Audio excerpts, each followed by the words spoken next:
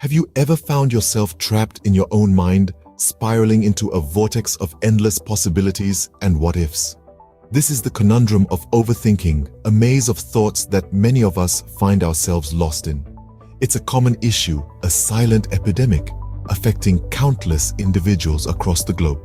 Triggers range from stress and anxiety to certain personality traits that make us more susceptible. Overthinking can be like a sticky web. The more we struggle, the more entangled we become. Now that we've understood the problem, we must look for ways to break free from this mental labyrinth. You may wonder, how can a little extra thinking hurt? But let's delve deeper. Overthinking can create a vortex of negativity, affecting both your mental and physical health. It can spiral into anxiety, depression, and even disrupt your sleep patterns, turning restful nights into long periods of worry. Physically, it can lead to stress-related ailments, such as headaches, muscle tension, and fatigue.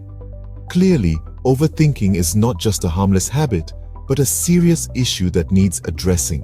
The good news is, overthinking is not a life sentence. There are ways to escape its grip. One effective method is mindfulness. This involves living in the present moment, fully aware of your surroundings and feelings, without judgment. By doing this, you can stop your mind from running wild into the future or the past, where overthinking often resides. Next, consider meditation. This practice can help you gain control over your thoughts and reduce the constant chatter in your mind.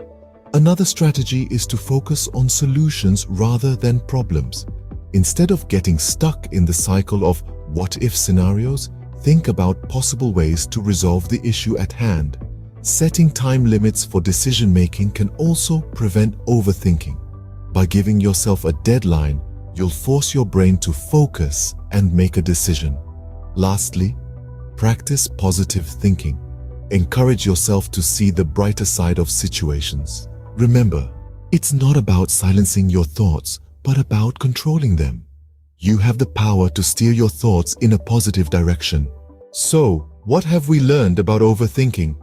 It's a common trap many of us fall into, often triggered by stress, anxiety, or indecision. The effects: sleepless nights, unproductive days, and a clouded mind. But remember, it's not an unbeatable foe. With practice and patience, we can control overthinking.